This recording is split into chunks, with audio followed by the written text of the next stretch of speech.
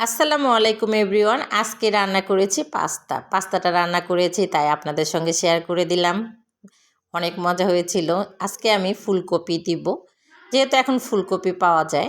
এখানে আমি গাজর দিয়েছি, টমেটো দিয়েছি, কাঁচামরিচ দিয়েছি, ধনিয়ার পাতাটা দিয়েছি একটু ফ্লেভার হওয়ার জন্য। এখানে আমি কড়াইতে তেল দিয়ে দিয়েছি। তেলটা দিয়ে আমি পেঁয়াজ দিয়ে দিব। পেঁয়াজটা একটু ভাজা ভাজা হয়ে গেলে এখানে ফুলকপিটা দিয়ে দিব। ফুলকপিটা দিয়ে গাজর দিব, যেহেতু সব সবজি একসঙ্গে সুন্দর করে ভেজে নিব। ভেজে নেওয়ার পরে আমি এখানে এখানে কিন্তু সুন্দর করে ভেজে দিয়েছি। ভেজে নেওয়ার পরে সবজির ভিতরে আমি ডিমটা দিয়ে দিয়েছি। আমি ঝটপট করে একটু করেছি, তাড়াতাড়ি করেছি। আর আপনাদেরও ঝটপট রান্না, আমার রান্না মানে একটু ঝটপট রান্না। এখানে আমি সয়া সস দিয়েছি।